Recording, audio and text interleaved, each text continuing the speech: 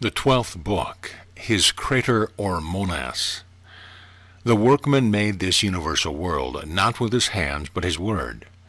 Therefore, thus think of him as present everywhere, and being always, and making all things, and one above, that by his will hath framed the things that are. For that is his body, not tangible, nor visible, nor measurable, nor extensible, nor like any other body. For it is neither fire, nor water, nor air, nor wind, but all these things are of him. For being good, he hath dedicated that name unto himself alone. But he would also adorn the earth, but with the ornament of a divine body. And he sent man an immortal and mortal creature. And man had more than all living creatures in the world because of his speech and mind. For man became the spectator of the works of God, and wondered and acknowledged the Maker. For he divided speech among all men, but not mind, and yet he envied not any. For envy comes not thither, but is of abode here below in the souls of men that have not the mind. Taught. But wherefore, Father, did not God distribute the mind to all men? Because it pleased him, O Son, to set that in the middle among all souls, as a reward to strive for. Taught. And where hath he set it? Hermes. Filling a large cup or bowl therewith he set it down, giving also a crier or proclaimer. And he commanded him to proclaim these things to the souls of men. Dip and wash thyself, thou that art able, in this cup or bowl, thou that believest, thou that shalt return to him that sent this cup, thou that acknowledge whereunto they were made. As many therefore as understood the proclamation, and were baptized or doused into the mind, these were made partakers of knowledge, and became perfect men, receiving the mind. But as many as missed of the proclamation, they received speech, but not mind, being ignorant whereunto they were made, or by whom. But their senses are just like the brute beasts, and having their temper and anger and wrath, they do not admire the things worthy of looking on. But wholly addicted to the pleasure and desires of the body, they believe that man was made for them. But as many as partook of the gift of God, these, O taught, in comparison of their works, are rather immortal than mortal men, comprehending all things in their mind, which are upon the earth, which are in heaven, and if there be anything above heaven. And lifting up themselves so high they see the good, and seeing it, they account it as a miserable calamity to make their abode here. And despising all things bodily and unbodily, they make haste to the one and only. Thus, O taught, is the knowledge of the mind, the beholding of divine things, and the understanding of God, the cup itself being divine. Taught. And I, O Father, would be baptized and drenched therein. Hermes.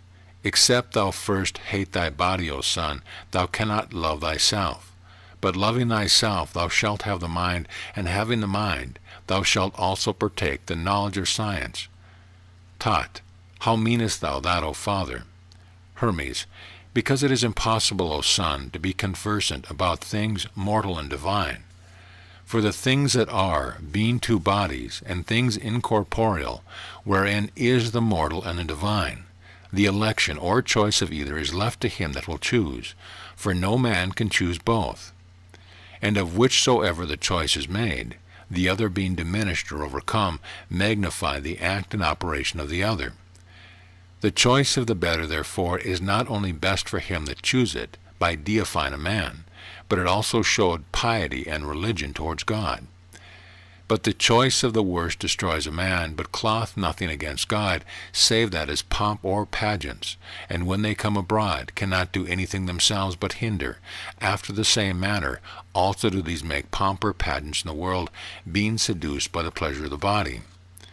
These things being so, O taught, that things have been, and are so plenteously ministered to us from God, let them proceed also from us, without any scarcity or sparing. For God is innocent or guiltless, but we are the cause of evil, preferring them before the good. Thou seest, O Son, how many bodies we must go beyond, and how many choirs of demons, and what continuity and courses of stars, that we make haste to the one and only God.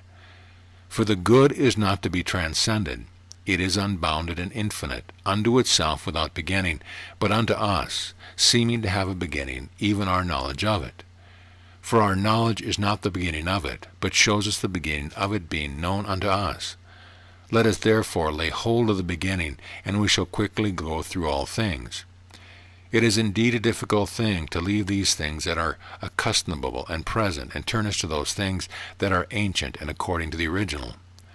For these things that appear delight us, but make the thing that appear not hard to believe, or the things that appear not are hard to believe. The things most apparent are evil, but the good is secret or hid in, or to the thing that appear for it hath neither form nor figure. For this cause is like to itself, but unlike everything else, for it is impossible that anything incorporeal should be made known or appear to a body. For this is the difference between the like and the unlike, and the unlike wanteth always somewhat of the like. For the unity, beginning, and the root of all beings, as being the root and beginning. Nothing is without a beginning, but the beginning is of nothing, but of itself, for it is the beginning of all other things. Therefore it is, seeing it is not from another beginning.